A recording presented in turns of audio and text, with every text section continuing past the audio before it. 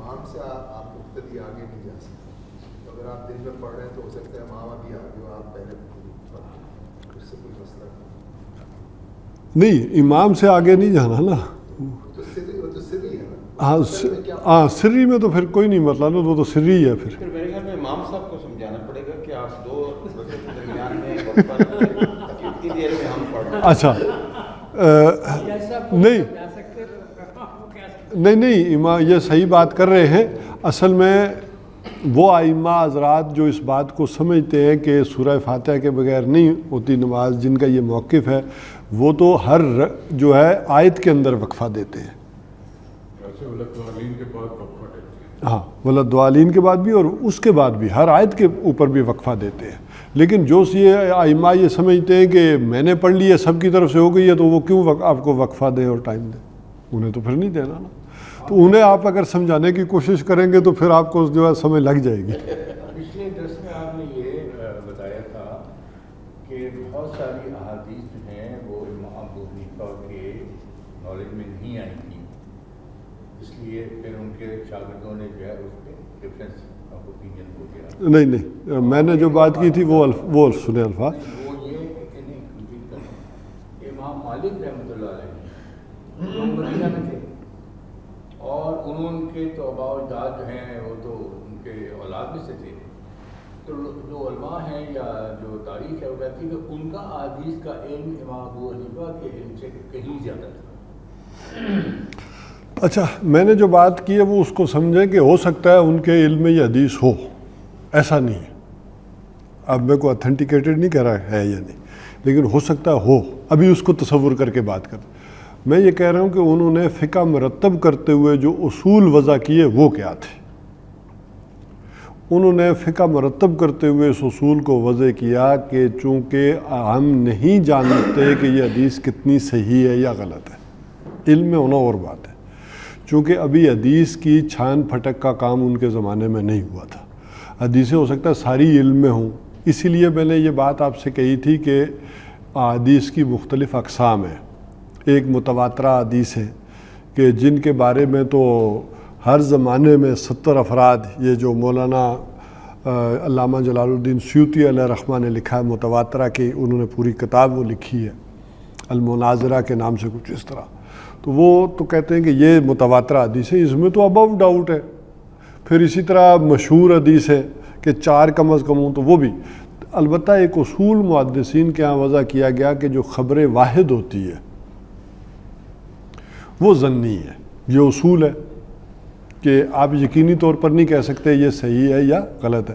پھر اس کے معیار مقرر کیے گئے, یہ ذوف ہے, ذوف کس چیز میں ہے, راوی میں ہے, سند میں ہے, وغیرہ وغیرہ, جو اس کے اندر ساری چیزیں آئیں, تام الضبط تھا یا کیا تھا, یہ ساری اس کی اقسام آ جاتی ہیں. پھر دیکھا جاتا ہے کہ وہ کیٹیگرائز کرتے ہیں کہ کون سا ذوف قابل قبول ہے خبر واحد میں, کون سا کس درجے میں ہے یہ. لیکن یہ کسی نے نہیں کہا کہ ضعیف حدیث حضور صلی اللہ علیہ وسلم کی حدیث نہیں ہے. ضعیف حدیث بھی حضور ہی کی حدیث ہے, صرف وہ جو واسطے سے آپ کو پہنچ رہی ہے وہ کیا ہے, کمزور ہے. تو لہٰذا اس پر پھر اگلا اصول یہ بنایا گیا یہ سب کے نزدیک کہ اس کے ضعیف حدیث کے اوپر قانون نہیں بنا سکتے, کیونکہ بہرحال ایک احتمال ہے. لیکن فضیلت کے اعتبار سے, فضائل کے اعتبار سے انہیں بیان کرنا یا بات کرنا اس میں کوئی حرج نہیں سمجھی گئی. اس کے اوپر کسی قانون کا دار و مدار نہیں رہے گا. اب یہ بات آ گئی کہ جو میں نے کہی تھی کہ ایک خبر واحد ہے, جب تحقیق کر لی گئی کہ یہ ظنی نہیں رہی ہے, واقعتاً حضور صلی اللہ علیہ وسلم کا قول ہے اور یہ ابو ڈاؤٹ ہے, تو اب یہ ظن نہیں رہا, یہ یقین ہو گیا. تو اب اس حدیث پر پھر اگلی بات بھی ہو سکتی ہے. تو یوں امام ابو حنیفہ علیہ رحمہ کہتے ہیں کہ چونکہ بغداد کا ماحول ایسا ہے جہاں جس وقت ہمارے پاس حدیثیں پہنچ رہی ہیں, جو لوگ بیان کر رہے ہیں, درس ہو رہے ہیں, محدثین ہیں, تو اس حوالے سے چونکہ اس ماحول میں یہ تعین کرنا کہ کیا صحیح ہے کیا غلط ہے وہ مشکل ہے. لہٰذا ہم نے اصول یہ مرتب کیا ہے حدیث قانون سازی میں کہ جو چیز قرآن کے ساتھ ٹکرا جائے یا قرآن کے ظاہر کے خلاف نظر آئے ہم اس کو نہیں لیں گے. یہ بات جو ہے انہوں نے اصول میں وضع کی. تو جو قرآن سے ٹکرا جائے وہ تو ویسے بھی نہیں لینی، لیکن اس کی تطبیق قائم کی جاتی ہے پھر کسی وقت. لیکن ایک ہے کہ ظاہر کے ساتھ جو معاملہ آ جائے، لہٰذا انہوں نے پھر جب آیات پیش کی تو چونکہ یہ جب قرآن پڑھا جائے تو کیا کرو، خاموش رہو. اور اسی طرح چونکہ قرآن میں یہ کہیں نہیں ہے کہ یہ سورہ فاتحہ پڑھو، بلکہ قرآن میں یہ کیا ہے، فقرؤوا ما تیسر من القرآن، قرآن میں سے پڑھ لیا کرو جو بھی آسانی کے ساتھ پڑھ سکتے ہو، جو بھی میسر ہے. تو وہ پھر اس کو اس درجے ضروری پھر قرار نہیں دیتے. تو چونکہ یہ قرآن کے اصولوں میں سے انہوں نے لیتے ہوئے اس کو کہا. تو یہ بہرحال میں نے ایک ضمنی سی بات ایک کی تھی. بہرحال یہ وہ میرا ظاہر مقام اور درجہ نہیں کہ پھر اس پہ فقہا بیٹھیں یا آگے جا کر سوچا جائے کہ یہ حدیث اتھینٹیکیٹڈ آ گئی ہیں تو ان کی روشنی میں اصولوں میں کچھ گنجائش نکلے یا نہ نکلے. تو میں یہ کہتا تھا کہ فقہ حنفی میں چونکہ یہ اصول ہے کہ خبر واحد کے اوپر یہ قانون سازی نہیں کی جاتی. یہاں ایک اور جو پوائنٹ ہے وہ یہ کہ علم رجال جس کی وجہ سے حدیث کو ضعیف اور کیٹیگرائز، یہ اس زمانے میں تو ابھی مروجہ ہی نہیں تھا، تو بہت بعد میں ہے. تو میں نے بھی اسی لیے گستاخی کی ہے کہ یہ کہا ہے کہ اس پہ غور اثر نو غور آئندہ زمانے میں ہونا چاہیے. ٹھیک ہے کہ اگر یہ چیزیں اتھینٹیکیٹڈ ہو کے آ گئی ہے تو اس کی روشنی میں ایک چیز دیکھ لینی چاہیے. اچھا یہی وجہ ہے کہ میں نے پھر شاید آپ بیان کی تھی کہ بات کہ امام مالک کی اس رائے کے ساتھ امام محمد کی رائے جو ہے وہ مل گئی تھی. امام محمد نے یعنی ظاہر امام ابو حنیفہ کی مسند پر بعد میں کون بیٹھا ہے، امام محمد بیٹھے ہیں نا. تو امام محمد نے اپنی اس رائے کو جو ہے وہ امام شافعی امام مالک کے ساتھ کیا. لیکن جیسے میں نے کہا کہ اتنے بڑی شخصیات بھی جو تھیں وہ آپس میں یہ چیز نہیں کر سکی. لیکن یہ بہرحال اسی کو فروعی اور جزوی چیزیں بھی کہا گیا. اور اسی میں ایک چیز ابھی جو میرے سامنے آئی تو میں نے آپ کے سامنے رکھ دی. خود صحابہ کو ابو ہریرہ رضی اللہ تعالیٰ عنہ کو بھی یہ مسئلہ پیش آ گیا، پوچھا گیا. تو اب ظاہر بات ہے کہ ان سے جب پوچھا گیا ہوگا تو یہ حضور صلی اللہ علیہ وسلم کے وصال کے بعد ہی پوچھا گیا ہوگا. اگر پہلے پوچھا گیا ہوتا تو وہ جا کر پوچھ لیتے. تو اللہ تعالیٰ نے انسان کو ذرا اس کی مرضی پر بھی تو چھوڑا ہے نا کہ دیکھیں یہ کیا فیصلہ کرتا ہے، اس کا رجحان کدھر ہے.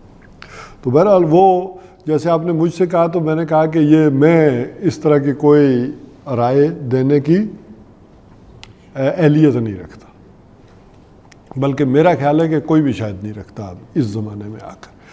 یہ تو اماموں کی جو رائے کے اوپر بس صحت کے اوپر سارا اجماع ہے، ہاں کوئی کسی کو غلط نہیں کہتا، سارے اپنی اپنی جگہ ٹھیک ہے. فالو کریں گے بنانی وہی ثواب ملے گا جو.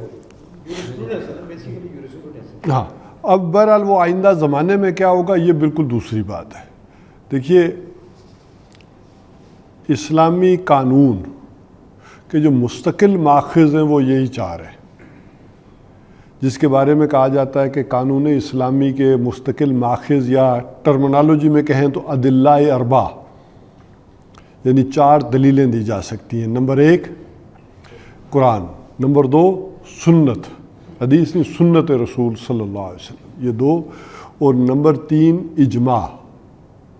اجماع جس پر امت مسلمہ متفق ہو گئی ہو.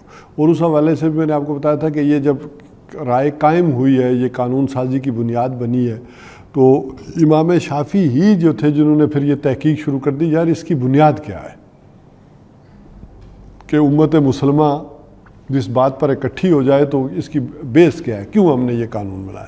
تو کہتے ہیں کہ میں نے اس غرض سے 300 مرتبہ قرآن حکیم کو پڑھا، لیکن مجھے دلیل قرآن حکیم سے کوئی نہیں ملی. لیکن 301ویں مرتبہ پڑھ رہا تھا تو اچانک دلیل مل گئی. تو 300 مرتبہ کوئی اور قرآن تو نہیں نہ پڑھ رہے تھے، یہی قرآن پڑھ رہے تھے.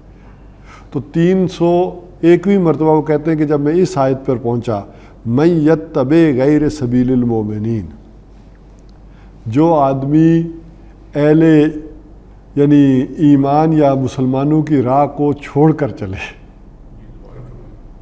من یتبع غیر سبیل المؤمنین، اہل ایمان کے راستے کو چھوڑ کر کوئی راستہ اختیار کرے تو وہ گمراہی کا راستہ ہے.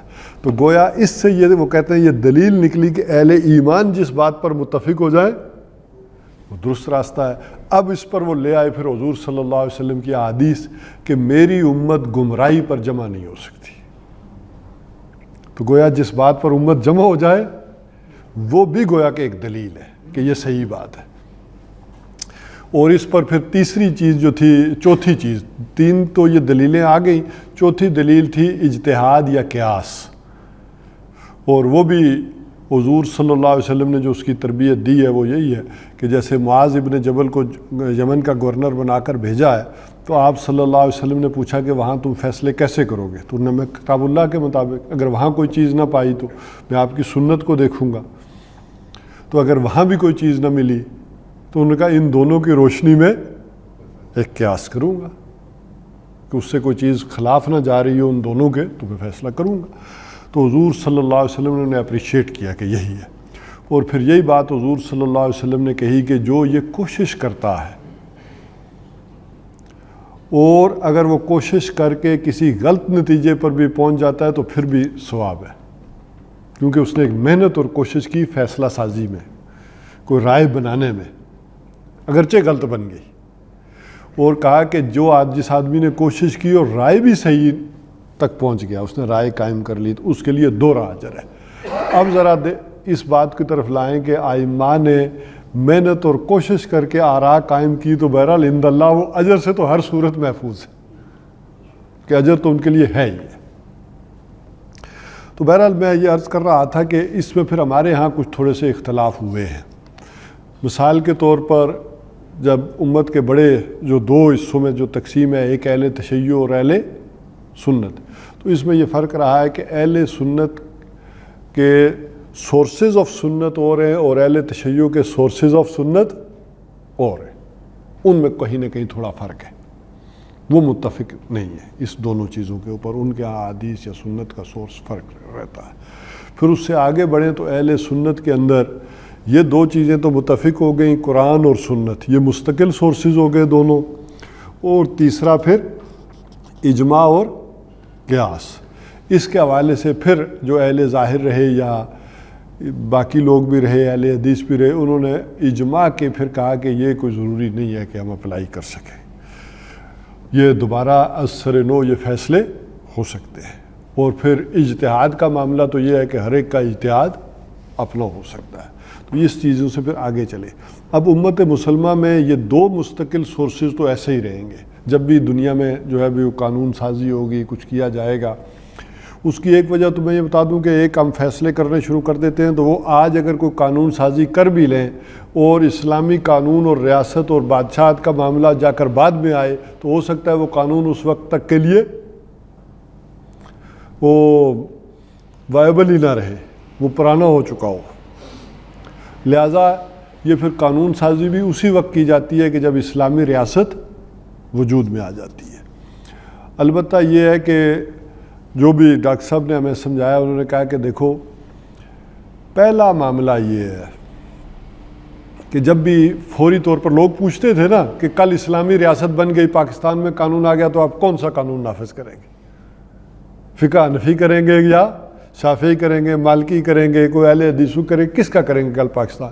تو ڈاکٹر صاحب کہتے ہوتے تھے کہ پہلی بات یہ ہے کہ قرآن و سنت کے اندر تو کوئی اختلاف نہیں تینوں کا، تو وہ تو وہی رہے گا جو قرآن و سنت سے اخذ شدہ قوانین ہے. البتہ جا کر اختلاف آ جائے گا ائمہ کے اندر. تو جن چیزوں میں 4 اماموں کی رائے متفق ہے، ایک ہی رائے پر ہے، اس میں بھی کوئی بحث نہیں کی جائے گی. اس میں بحث کرنے کی کیا ضرورت ہے؟ بھائی 4 امام جس بات پر متفق ہے، یہ ساری آراء نافذ کر دی جائے. اب آ گیا کہ ان 4 میں کسی بات کا فرق ہے، اختلاف ہے، تو وہ اس وقت کی پارلیمنٹ ان 4 کی رائے کو دیکھے اور دیکھے کہ اس وقت کون سا سوٹیبل ہے، وہ اس کو نافذ کر دے. تو پہلی جو ہے وہ قانون سازی فوری طور پر یہ ہو جائے گی. پھر رفتہ رفتہ جب ریاست میچور ہو جائے گی تو پھر ایک ایک دروازہ انسٹیٹیوٹ بنیں گے تو پیچھے کی طرف کھولا جا سکتا ہے. یار اس چیز کو دیکھیں گے، وہ 4 کی آراء سے ہٹ کر بھی کوئی آراء دنیا میں رہی ہیں یا کیوں رہی ہیں، وہ ایک تحقیقی ادارے ہوں، کوئی آئیں پیش کرے، پھر اس رائے کو لے لیا جائے. لیکن شروع میں یہ پنڈورا باکس کھولنا یہ بالکل مفید نہیں ہوگا. جو 4 کی متفق ہے جس پر وہ کر دے، اور جو جس میں اختلاف ہے اس کو اکثریتی رائے سے، پارلیمنٹ کی رائے سے نافذ کر دیں. تو یہ ایک حل ہے قانون سازی کا کہ آگے چل کر، اور پھر رفتہ رفتہ جب ہم پیچھے چلیں گے تو پھر نظائر کی ایک حیثیت بن جائے گی، اجماع میں ہوں پیچھے ہوں، لیکن قرآن و سنت کا معاملہ جہاں تک ہے وہ مستقل اسی طرح رہیں گے. تو یہ قانون سازی کا ذرا ایک پریشانی رہتی ہے لوگوں کو، تو اس حوالے سے سمجھ لیں کہ اس کا طریقہ کار اگر ہماری نیتیں خراب نہ ہوں تو نفاذ میں کوئی ایسا مسئلہ نہیں آئے گا. ایک جو سورس اہل مدینہ کی جو بحث رہی ہے وہ بھی ایک سورس ہمارا پرانا اس کو دیکھیں نا، اس کو مجتہدین نے اپنی دلیل کے طور پر پیش کیا کہ میں اس رائے کو اس لیے قائم کر رہا ہوں کہ یہ مدینہ کا عمل میں نے دیکھا ہے. جیسے دیکھیں نا، نماز کا بھی جتنے چیزیں ہیں وہ تو اسی پر بیس کرتی ہے نا کہ ہم نے فلانے کے عمل کو دیکھا. تو اسی پر پھر وہ دلیل بھی آئے گی. جن لوگوں نے یہ بات کی تو انہوں نے کہا کہ ہم نے مدینہ کے لوگوں کو ایسے پڑھتے ہوئے دیکھا ہے، تو ہمارے نزدیک وہ زیادہ صحیح ہے. اب ظاہر ہے کوئی اس دلیل کو آج لے لے تو آج تو سارے بدو ہیں وہ جہاں پڑھتے ہیں، جو شاید جن کے نسلیں بھی حضور صلی اللہ علیہ وسلم سے نہ ملی ہو، کیونکہ اصل جو حضور صلی اللہ علیہ وسلم کے زمانے کے لوگ تھے وہ تو کوئی بھی نہیں رہا. تو یہ اپنے اپنے وقت کی ایک بات رہتی ہے. لیکن جیسے ابھی غوری صاحب نے بات کی تھی کہ ایک امام مالک علیہ رحمہ جو ہیں، وہ چونکہ ان کے ہاں جو وہ حدیث کا ذریعہ رہا ہے وہ شارٹسٹ ترین رہا ہے، کہ یعنی بلکہ قریب ترین سورس کم رہا ہے. لیکن اس میں بھی یہ دیکھیں کہ کبھی انہوں نے یہ نہیں کہا کہ دوسرے کی رائے غلط ہے. اچھا، یہ ان ائمہ میں اور ہمارے میں فرق رہا ہے کہ ہم اپنی رائے کو دوسرے پر مسلط کرنے کی کوشش کرتے ہیں، جبکہ ان کے نزدیک یہ تھے کہ میری یہ رائے بہتر ہے، ہو سکتا ہے ان کی رائے مجھ سے بھی بہتر ہو، وہ ٹھیک ہو. اور اسی میں پھر وہ واقعات بھی آتے ہیں کہ جب یہ دونوں حضرات ایک دوسرے کے ہاں نماز بھی پڑھنے گئے ہیں تو ایک دوسرے کو فالو بھی کیا ہے. وہ اس طرح کے واقع. اسی طرح پھر ایک یہ بھی آتا ہے کہ تفقع، ایک ہے کسی شے کا پاس مل جانا، آ جانا، ایک حدیث، اس سے فہم اور توقع حاصل کرنا کہ اس سے کیا کیا چیزیں ہیں، یہ ایک علیحدہ سینس ہوتا ہے.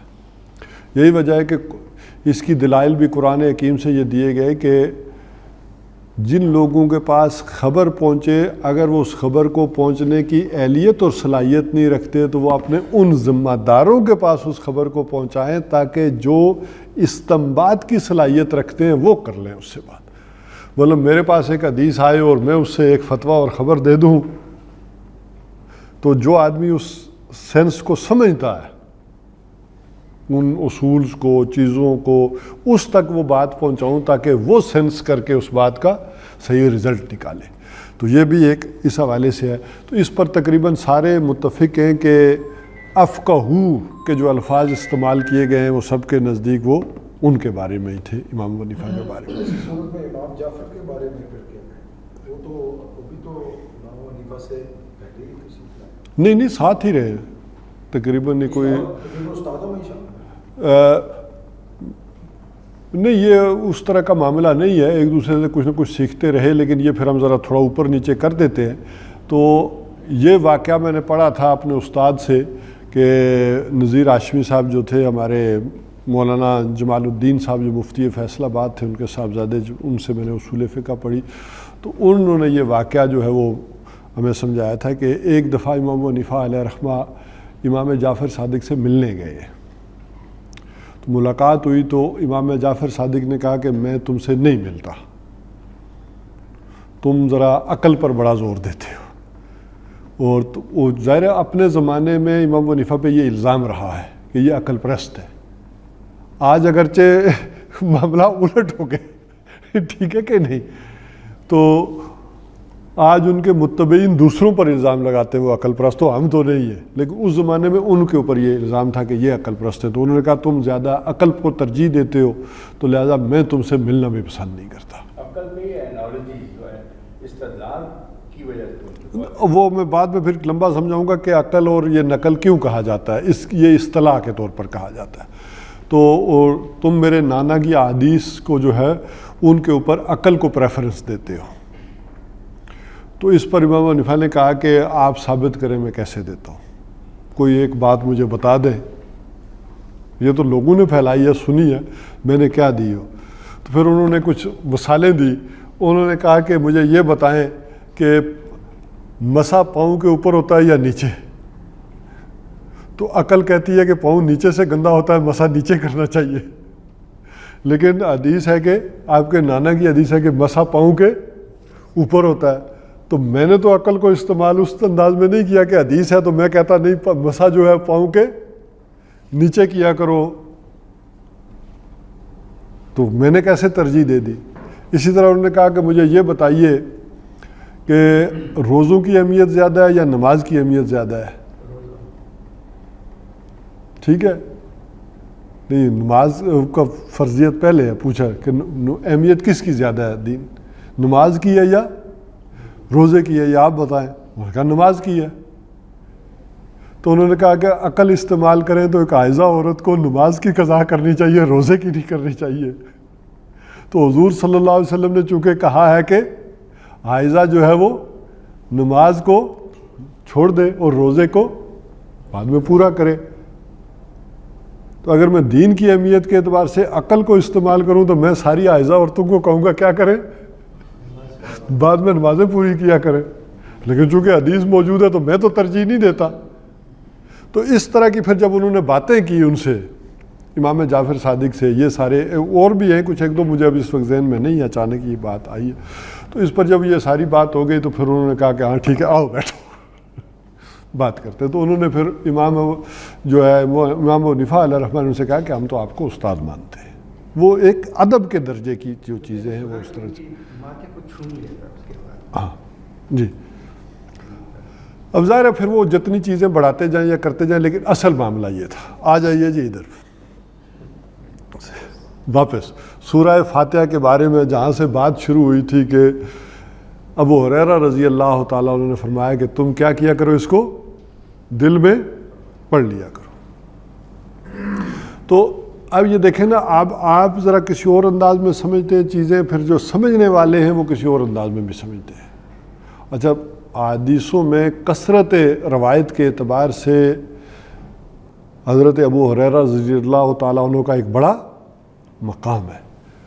اور کیوں مقام ہے کہ انہوں نے ایمان لانے کے بعد آخری جو بھی چند برس وہ رہے ہیں ایمان لایا ہے, تو ان چند برسوں میں پھر حضور صلی اللہ علیہ وسلم کی مائیتی میں گزارے ہیں اور آپ کے عملوں کو چیزوں کو سیف کر لیا. اصحاب صفہ میں تھے. لیکن یہ بھی ہے کہ وہ چونکہ آخری زمانے کے عرصے میں آئے ہیں, ایمان لائے ہیں, اس عرصے میں رہے ہیں, لیکن وہ طرز استدلال یا ان چیزوں میں کہا جاتا ہے کہ اب عبداللہ ابن مسعود رضی اللہ تعالیٰ عنہ ہے, اگرچہ وہ بھی فقراء صحابہ میں شامل رہے ہیں, لیکن وہ کہاں سے ہیں, مکہ سے ساتھ ہیں.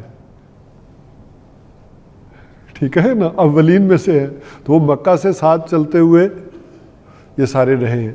تو اب ایک ہی جیسی بات پر دو حدیثیں سامنے آ جائیں, دونوں کے قول سامنے آ جائیں, تو کس کو لیں گے؟ ٹھیک ہے کہ نہیں. تو پھر کچھ یہ چیزیں بھی دیکھنی پڑیں. انہوں نے شاید ایک زمانہ ہی دیکھا ہے, انہوں نے تو سارے دیکھیں. یہی وجہ ہے کہ عمرو بن عاص کے بارے میں جب یہ اعتراض پیدا ہوا, مصر کے لوگوں نے اعتراض کیا ان کی نماز کے متعلقہ. اسی طرح ایک آیا کہ یہ نماز صحیح نہیں ادا کرتے پڑھانے میں, تو ان سے جب وہ باز پرس کی گئی, غالباً اب مجھے صحیح نہیں یاد کہ شاید حضرت عمر رضی اللہ تعالیٰ عنہ نے کی تھی, گورنر تھے, تو انہوں سے جب یہ باز پرس کی گئی تو انہوں نے کہا اب اس کا میں کیا جواب دوں, میں اسلام میں وہ پہلا شخص ہوں کہ جسے نماز پڑھنے پر مار پڑی ہے. مکہ میں مار پڑی ہے, جسے مشرکین نے نماز پڑھتے ہوئے دیکھ لیا تھا, اور پہلا شخص ہوں میں جسے نماز پڑھنے پر مار پڑی ہے, اور پھر آج تک میں پڑھ رہا ہوں. تو اب یہ اگر نہیں عمرو بن عاص کر, لیکن عمرو بن عاص ہی ہے میرا حس, یا سعد بن ابی. جی اچھا بعد میں ہوئے، لیکن کتنا بعد ہوئے ہیں؟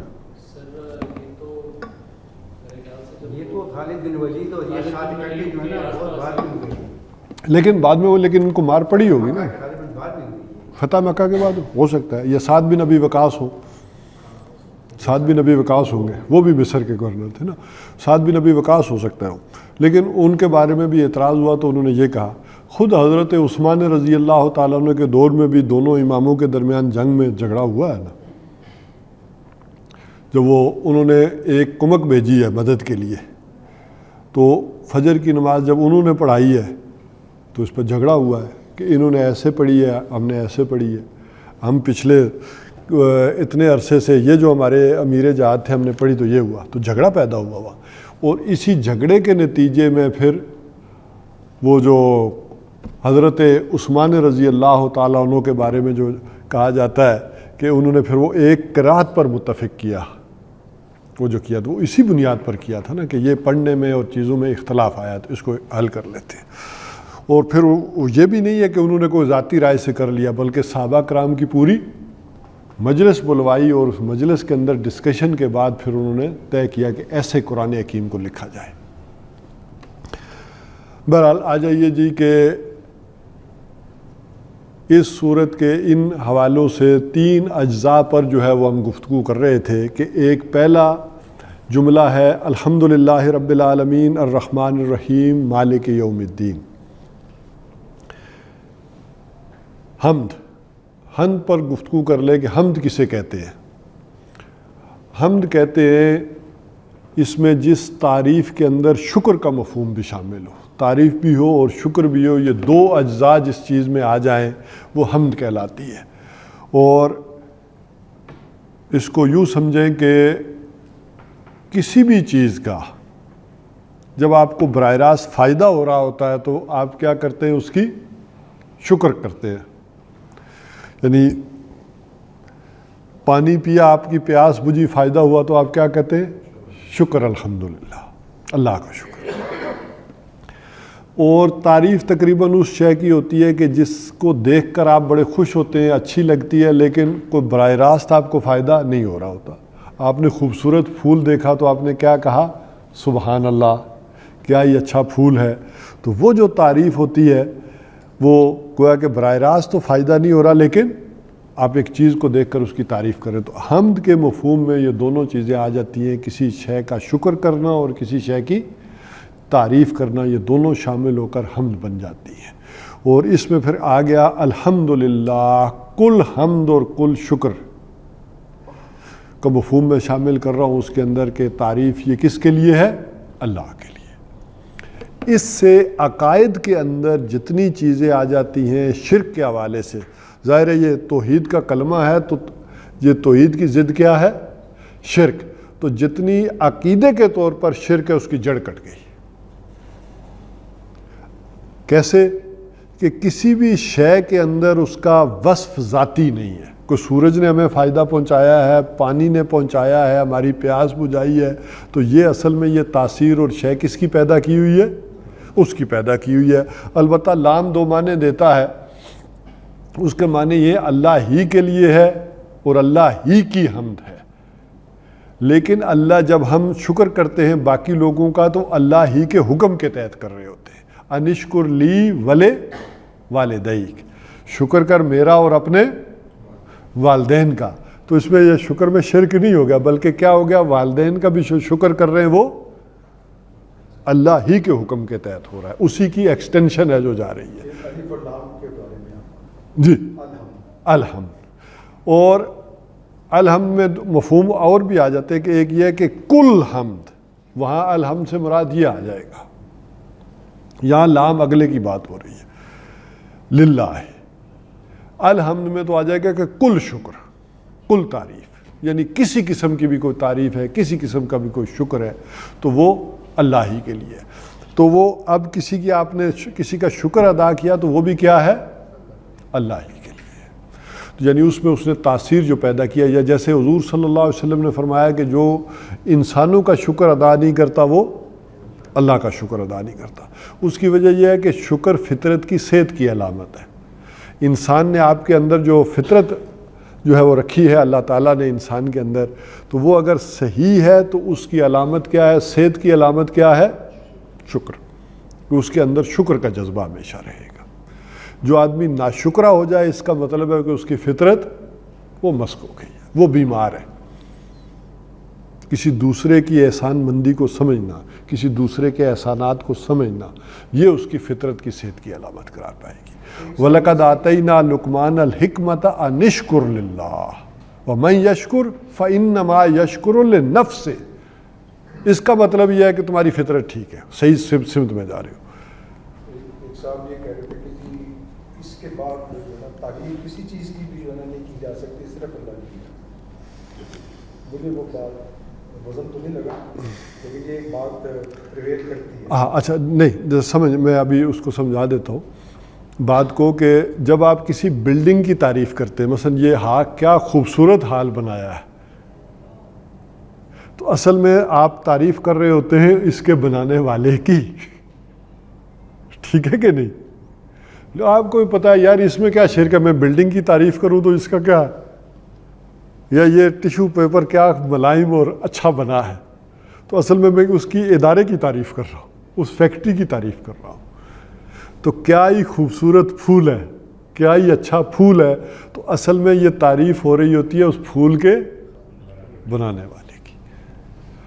اور طے میں جب چلے جاتے ہیں، ذرا اور باریکی کے ساتھ نیچے جاتے ہیں، تو وہ تعریف ہو یا شکر ہو، بہرحال ایک ہی ہوتی ہے بات۔ کیوں؟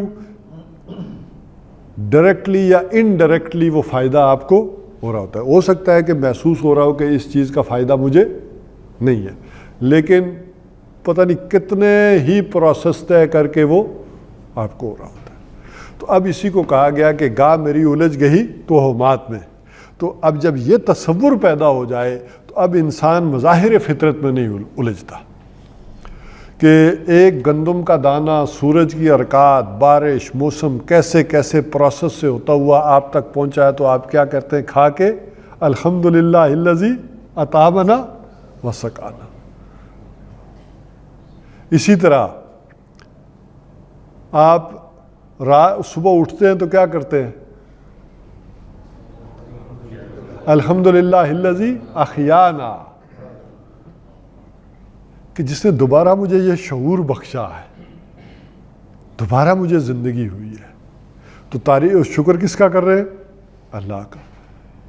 اسی طرح واش روم سے جب باہر آتے ہیں تو ایک تو وہ غفرانہ کا مختصر ہے، لیکن اسی کی جو تھوڑی وضاحت کی گئی کہ شکر ہے اس ذات کا کہ جس نے اس گندگی سے مجھے آزاد کیا، نجات دی۔ تو وہ پھر ہر طرح کا شکر وہی ہے۔ اب وہ بالکل گہرائی کی اردو میں جائیں گے تو وہ ہو جائے گا کہ ہر طرح کے شکر کا سزاوار اللہ ہی۔ بہرحال اسی کو ذرا میں اور آگے بڑھاؤں تو وہ یہ ہو جائے گا، سورہ کاف ہم نے پڑھی تھی، تو اس میں کیا تھا؟ کیوں ایسا نہ ہوا کہ جب وہ باغ میں داخل ہوا تو اس نے کہتا کہ لا قوت الا ہاں یا ما شاء اللہ لا قوت الا، کیوں اس نے ایسا نہ کہا؟ کیوں اس کی نگاہ ادھر نہ پہنچی کہ یہ سارا کچھ جو دیا ہے اللہ نے دیا ہے؟ اس نے سمجھا یہ میری محنت کا صلہ ہے۔ اب ابراہیم علیہ الصلاۃ والسلام کے بارے میں الحمدللہ الذی ہبا لی والکبر اسماعیل واسحاق، کس کا شکر ہے؟ اس ذات کا شکر ہے کہ جس نے مجھے اس بڑھاپے میں، کہ جب کہ میرے اندر صلاحیت نہیں رہی تھی، کبر کے اندر یہ بات آ رہی ہے بڑھاپے میں، کہ جب کہ وہ صلاحیت نہیں رہی تھی مجھے کیا کیا؟ اسماعیل اور اسحاق جیسا بکر۔ یہی تو ان کی بیوی ہنسی تھی نا، کہ میں رہی ہوں ساری بونچ اور یہ بابا جی کیسے ہو جائے گا یہ؟ تو بیوی کو اندازہ تھا نا۔ تو اس کا شکر کہ جس نے مجھے کچھ بخشا۔ تو اب ذرا اس شکر کے کلمے کے ساتھ دیکھیں تو ان ساری باتوں کو دیکھیں تو سارے شرکوں کی جڑ کٹ رہی ہے نہیں کٹ رہی؟ کہ یہ کسی نے مجھے نہیں دیے، نہ بچے دیے، نہ باغ دیے، نہ کاروبار دیا. اسی لیے اس امت کو کہا گیا حمادون. یہ امت کیا ہے؟ حمادون. حمد سے حمادون، شکر کرنے والے. کہ یہ امت وہ ہے، اس کی امت کی یہ تعریف کی گئی ہے. یہ حدیث کے اندر کہ اسے حمادون کہا گیا. خود حضور صلی اللہ علیہ وسلم کا نام کیا تھا؟ اسمہ احمد. اور اس دنیا میں محمد صلی اللہ علیہ وسلم، محمد جن کی تعریف کرتی گئی ہے. اور اس دوسرے جان میں اسی لیے اس کو 3 کیٹیگریز میں ڈیفائن کیا گیا کہ اس دنیا میں آنے سے پہلے آپ کا نام عالم ارواح میں کیا تھا؟ احمد. دنیا میں محمد، اور آخرت میں محمود. آپ کو اللہ تعالیٰ مقام محمود پر فائز کرے. اچھا اب ذرا شرک کے ساتھ جو میں جوڑ رہا تھا اس کو سمجھیں کہ اس میں آیا ہے کہ حضور صلی اللہ علیہ وسلم فرماتے ہیں کہ آخرت میں اس کی حمد کا جھنڈا، لواء الحمد بجدہ، اس کی حمد کا جھنڈا میرے ہاتھ میں ہوگا. اور اس دن اس کی حمد جو میں کروں گا آج پاسبل نہیں، آج پاسبل ہی نہیں کہ کر سکے آدمی. ذرا اب اس کو یوں سمجھیں کہ کسی انسان کے اندر اللہ تعالیٰ کا معاملہ یہ ہے کہ جتنی اس کی معرفت ہوگی اتنا ہی اس کے اندر شکر پیدا ہوگا نا، کہ اللہ نے کیا کیا احسانات کیے. وہ جو آتا ہے کہ یہ جوڑ جو ہے ہڈیوں کے ذرا دیکھ لو، ان سب کا شکر کیا ہے. یہ جو اللہ تعالیٰ نے تمہیں سہولتیں دی ہیں، یہ آنکھیں دی ہیں، تو ایک ایک چیز کو کریں گے تو یہ سب شکر اس کی طرف. یعنی نظریاتی اعتبار سے کوئی بھی کسی قسم کا شرک ہے تو اس کی دفع ہو جاتی ہے دوسرے اعتبار سے. تو للہ رب العالمین، جو رب ہے سارے جہانوں کا. عالمین اور رب کے 2 معنی ہیں. رب کے ایک معنی ہے مالک کے، مالک و مختار، اور رب کے ایک معنی ہے پروردگار، پالن ہار. اسی سے تربیت، یہ بھی الفاظ ملتے جلتے ہیں، رب اور تربیت. را با با یہ مادہ ہے رب کا، اور را با یا یہ مادہ ہے تربیت کا. تو جو مالک ہوتا ہے وہ اپنی چاہتا ہے کہ اس کی پراپرٹی، اس کی چیزوں میں کیا ہو؟ بڑھوتری ہو. تو رب کے ایک معنی یہ بھی لیے گئے کہ وہ مالک، پالن ہار، پروردگار. یہ آہستہ آہستہ چونکہ چیزیں آج کی اردو کی طرف آتی چلی جاتی ہیں. یعنی پہلے ہماری ذرا زبان کے اندر فارسی ہندی الفاظ زیادہ تھے. یہ چونکہ پالن ہار کے الفاظ یہ جو ہے خاص کر یعنی رفیع الدین صاحب نے، یعنی شاہ عبد القادر اور شاہ رفیع الدین نے استعمال کیے ہیں. تو وہ پالنے والا، یعنی کسی کے اندر جو اس کا پوٹینشل ہے اس کو میکسیمم سطح پر لے جانا، یہ ہے وہ پالن ہاری. پروردگار، وہ اسے پال پوس کر وہاں پہنچاتا ہے. تو بہرحال رب مالک ہونے کے معنی اس کے، اور یہ دوسرا معنی یہ پالن ہار کے، پرورش کے. لیکن اس سے ایک معنی اور بھی نکلتے ہیں. جو مالک ہوتا ہے پھر اسے اپنی ملکیت کے اندر تصرف کا اختیار حاصل ہوتا ہے.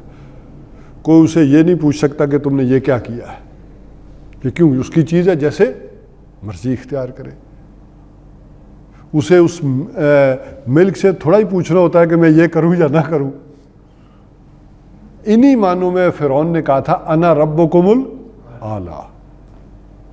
جب فرعون اتنا کوئی بیوقوف آدمی تھوڑا ہی تھا کہ وہ کہتا کہ تمہیں پیدا میں نے کیا، یا زمین میں نے بنائی ہے، یا آسمان میں نے بنایا. وہ دیکھیں وہ کیا کہہ رہا تھا، یہ لیس لی ملک مصر، ملک مصر میرا نہیں ہے، یعنی اس کا مالک میں نہیں ہوں. تو جب مالک میں ہوں تو اختیار کس کا ہونا چاہیے؟ میرا ہونا چاہیے. عملی شرک کی یہاں جڑ کٹ گئی. اعتقادی شرک، نظریاتی شرک کی جڑ وہاں کٹ گئی، اور عملی شرک کی جڑ یہاں کٹ گئی کہ ہر شے کا مالک کون ہے؟ اللہ ہے.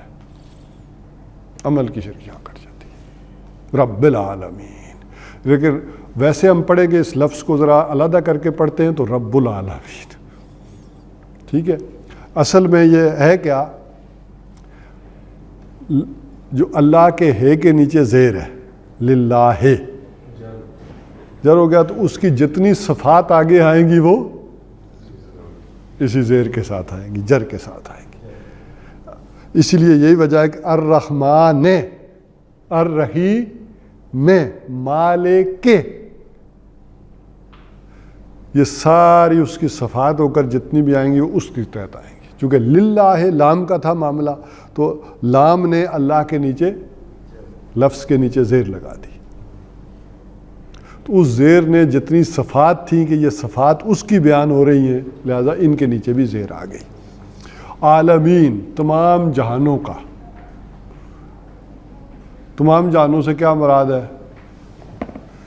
عالم دنیا، عالم آخرہ، عالم برزخ، عالم امر، عالم خلق، جتنے بھی آپ کو کوئی جہان آ سکتے ہیں. عالم جنس او انس، عالم جن، جنات، عالم ملائکہ. تو جو کوئی بھی آپ کا تصور آ سکتا ہے، کوئی اس سے، جتنے بھی عالم ہیں سب کا مالک اور مختار کون ہے؟ اللہ ہے. تو یہ دو چیزیں اس حوالے سے سمجھ لیں. ٹائم ہے آگے بڑھیں یا اسی آیت پر ختم؟ ہاں ٹھیک ہے. تو الحمدللہ رب العالمین، سب شکر اور سب تعریفیں اللہ کے لیے ہیں جو تمام جہانوں کا مالک ہے، خود مختار ہے، پروردگار ہے، پالن ہار ہے. الرحمن الرحیم، وہ رحمان بھی ہے اور رحیم بھی ہے. اللہ تعالیٰ کے یہ دو نام ایسے ہیں کہ جن کا مادہ ایک ہے، باقی کہیں ایسا نہیں ہے. اللہ کے جتنے بھی نام ہیں ان کے اپنے اپنے روٹس ہیں، لیکن ان دو ناموں کا روٹ ایک ہی ہے. جی، رحمت سے بنے، یوں سمجھ لیں آسانی سے. روٹ وہ سمجھانا شاید مشکل ہو جائے گا، رحم ہے وہ، لیکن وہ سمجھائیں تو رحمت سے ہی دونوں بنے. اور اس اللہ تعالیٰ کی رحمت کی ہر انسان کو ضرورت ہے. ہر انسان محتاج ہے اللہ تعالیٰ کی رحمت کا، ورنہ اس دنیا میں رہنا سہنا مشکل ہو. بلکہ آخرت کی جو طویل زندگی ہے اس کے بارے میں بھی سمجھ لیں کہ حضور صلی اللہ علیہ وسلم نے فرمایا کہ کوئی شخص اپنی نیکی اور اعمال کی بنیاد پر جنت میں نہیں جا سکتا یہاں تک کہ اللہ تعالیٰ کی رحمت اس کے شامل حال نہ ہو جائے. اور کسی صحابی نے بڑی ہمت کر کے پوچھا، حضور آپ کے اپنے بارے میں کیا؟ تو آپ نے فرمایا میں بھی، جب تک کہ اس کی رحمت نام نہ لے. اب اس بات کو سمجھے یہ اتنی بڑی بات کیوں ہے. وہ جو شیخ سعدی نے کہا ہے کہ ہر سانس کے ساتھ دو شکر واجب است. ہر سانس کے ساتھ دو شکر واجب ہیں. ایک جو سانس آپ اندر لے رہے ہیں اور ایک چھوڑ رہے ہیں، یہ ایک سانس کا سائیکل ہے. تو یہ اگر نہ آئے تو یہ جو سانس آ جا رہا ہے، اس پروسیس سے آپ کے اندر جو زندگی ہے، جو اس کے اندر مختلف فنکشنز ہیں، اس ڈیٹیل میں ابھی چھوڑ دیں. تو اس ہر سانس کے بھی دو شکر ہے الحمدللہ. تو کون ہے جو اس کا شکر اور حق ادا کر سکتا ہے؟ کس کے بس میں ہے؟ اور اصحاب یسیر حضرت عائشہ رضی اللہ تعالی عنہا فرماتی ہیں یہی ہے کہ اللہ اصحاب نہ لے، یہ اصحاب یسیر ہے. وہ فرماتی ورنہ جس نے چاہے اعمال نامہ دائیں ہاتھ میں، جس کو اس نے روک لیا حساب کتاب کے لیے، تو کوئی ہے جو اس کے آگے حساب کتاب دیکھ سکے؟ اصحاب یسیر تو یہ ہے کہ وہ آپ کو دیکھے اور کہے ٹھیک ہے. جس سے تفتیش ہو گئی، فرمایا جس سے باز پرس ہو گئی وہ مارا گیا. البتہ اس میں ٹائم تھوڑا ہے، سمجھ لیں کچھ چیزیں چلے آگے کر لیں گے. رحمان کے بارے میں اور رحیم، چونکہ یہ دو صفات ہیں. رحمان میں ایک ہیجانی کیفیت ہے، طوفانی کیفیت ہے اس کی رحمت کی، اور رحیم میں ایک اس کے اندر مستقل اور سلسلہ اور دوام ہے. تو بہت سارے ہمارے جو پرانے مفسرین ہیں ان کے ہاں یہ بات ملتی ہے کہ رحمان فی الدنیا اور رحیم فی الآخرہ، یہ ہے کہ اس کی رحمت جو دنیا میں ہے وہ رحمان والی ہے اور آخرت میں رحیم والی ہے۔ لیکن مولانا حمید الدین فرائی علیہ رحمہ جو امین حسن اصلاحی صاحب کے بھی استاد رہے، انہوں نے کہا کہ یہ بات کوئی زیادہ صحیح نہیں ہے۔ ایک تو انہوں نے اس کو ذرا گرامر کے حوالے سے بات کی کہ اللہ تعالیٰ کی جو صفات ہوں، الرحمن والرحیم ہوتا تو پھر یہ ہوتا یہ علیحدہ علیحدہ ہے۔ جب رحمان اور رحیم آ گیا بغیر واو کے تو اب ان کو جدا نہیں کیا جا سکتا، یہ کٹھی۔ اور ذرا دیکھ لیں کہ اس دنیا کی زندگی میں بھی اس کی رحمان اور رحیمیت کی صفت اتنی غالب ہے، اتنی غالب ہے۔ بہرحال اللہ تعالیٰ کے یہی وجہ ہے کہ اصول یہ ہے کہ جہاں یہ نام آتے ہیں تو سب سے زیادہ نام آئے ہیں سورہ حشر کے آخر میں، جو آخری اس کی جو 3 آیات ہیں وہاں جو نام آئے وہاں بھی رحمان اور رحیم آیا۔ ویسے تو 114 مرتبہ تو یہ بسم اللہ کی شکل میں آ گیا نا، 113 صورتوں کے شروع میں اور سورہ نمل کے درمیان میں جو حضرت سلیمان علیہ السلام نے خط لکھا ہوا انہو من سلیمان، تو پھر آگے اس کو بسم اللہ سے انہوں نے شروع کیا، تو وہ ایک تو وہ آ گیا، تو 114 مرتبہ تو یہ اس طرح سے آ گیا۔ اسی لیے امام حنیفہ علیہ رحمہ کہتے ہیں کہ یہ ایک علیحدہ سے آیت ہے کہ جو ساری صورتوں کی سیگریگیشن کے طور پر لکھی گئی۔ اور پھر اسی طرح وہاں سورہ حشر کے جو میں کہہ رہا تھا کہ آخر میں جو نام آئے ہیں 15 نام جو مسلسل آئے ہیں ان میں واو کہیں نہیں آیا۔ تو اللہ تعالیٰ کی کسی صفت کو کہنا کہ یہ بعد کی ہے، یہ پہلے ہے، نہیں، وہ بیک وقت ہے۔ یہ ہمارا معاملہ ہے کہ ہم کبھی خوش ہوتے ہیں، کبھی غمگین ہوتے ہیں، کبھی شرح و انبساط کی کیفیت، کبھی بسط کی کیفیت، کبھی قبض کی کیفیت، یہ ہمارا معاملہ ہے۔ اللہ تعالیٰ کی ساری صفات اس کے اوپر یکساں ہیں۔ اور اس کی مثال پھر ڈاکٹر صاحب ہمیں اس طرح سمجھاتے ہوتے تھے کہ جیسے آپ دیکھیں کہ روڈ کے کنارے ایک گاڑی جا رہی ہے، ایکسیڈنٹ ہوا اور معلوم ہوا کہ اس کے جو بھی بچہ ایک بچ گیا ہے اور والدین دونوں فوت ہو گئے، کوئی آگے پیچھے عطا پتہ نہیں، تو آپ کی صفت رحمت نے جوش مارا۔ یہ رحمت والی صفت تو ہر ایک کے اندر ہے ہی ہے، اور ویسے قرآن حکیم میں کہا گیا کہ یہ متبعین مسیح کے اندر زیادہ ہے۔ سورہ حدید کے اندر آگے عیسائیوں کے اندر یہ صفت رافع و رحمت۔ رافت ہوتا ہے کسی شے، کسی کے درد کو محسوس کرنا، اور رحمت اس درد کو محسوس کر کے کوئی ایکشن لینا، یہ 2 چیزیں ہوتی ہیں۔ اور واقعتاً ایسا ہوتا ہے دنیا میں کوئی مصیبت آتی ہے تو وہ سارے پارٹیسپیٹ کرتے ہیں بلا تفریق لحاظ و مذہب دین، وہ سارا اس میں پارٹیسپیٹ کرتے ہیں۔ جی، تو جو کسی کے اندر جو کوئی خیر ہے، خوبی ہے، وہ تسلیم کرنی چاہیے۔ تو بہرحال کہ وہ بچہ آپ نے لے لیا وہاں سے، اور اس نے کہا اس کا کون ہوگا، آپ کی صفت رحمت نے جوش مارا، یہ بچہ کہاں جائے گا، رولے گا، کھپے گا، چلو میں کیوں نہ گھر لے جاؤں۔ تو آپ کی رحمت جوش میں تو آئی، لیکن چند دن بعد آپ پریشان ہو گئے، میں نے دفتر بھی جانا ہے، صبح اٹھنا بھی ہے، یہ رات کو روتا بھی ہے، اٹھ کے دودھ بھی گرم کر کے دینا پڑتا ہے۔ تو بڑے یتیم خانے تھے، دارالامان تھے، عیدی کھلے ہوئے تھے، میں ہی کوئی بڑا تھا تو ہمدرد کے لے آیا ہوں اٹھا کے، کیوں نہیں چھوڑ آیا۔ تو آپ کی وہ جو رحمت کا جوش تھا جو وہ ٹھنڈا ہو جاتا ہے۔ تو اللہ تعالیٰ کا معاملہ یہ ہے کہ اس کی رحمت کے اندر جو، یہ بھی سمجھانے کو کہہ رہا ہوں ورنہ ہم کہاں تصور کوئی قائم کر سکتے ہیں، کوئی جوش، کوئی ہیجان، کوئی ولولہ، تو اس کے ساتھ تسلسل اور دوام بھی ہے۔ یعنی یہ نہیں ہے کہ وہ ایک اس کی رحمت نے جوش مارا اور آپ کو کچھ پیدا کر دیا، دنیا بنا دی، اور پھر اب وہ کہہ رہا ہے کہ یہ کیا کر دیا، نہیں، یہ اس کے اندر ایک تسلسل اور دوام بھی ہے۔ تو یہ وہ 2 چیزیں ہیں کہ جس ٹرمینالوجی غلط ہے کہ لوگ کہتے ہیں کہ اللہ کی رحمت نے جوش ماری، یہ پھر صحیح نہیں ہے، کیونکہ الفاظ محدود ہیں، الفاظ کی محدودیت کی وجہ سے ہمیں یہ ایسا کرنا پڑتا ہے۔ ویسے تو چونکہ عیسائی مستشرقین کا جو بھی ہے وہ ایک معاملہ یہ رہا ہے کہ انہوں نے سب سے زیادہ یہ اعتراض کیا ہے کہ یہ جو مسلم لوگ ہیں یہ اللہ تعالیٰ کے بارے میں خوف کا ایلیمنٹ پیدا کرتے ہیں، جبکہ ہم محبت کا تصور دیتے ہیں دنیا میں۔ اللہ کے بارے میں. یہ کہتے ہیں اللہ سے ڈرو، اللہ سے بچو، اللہ کا خوف.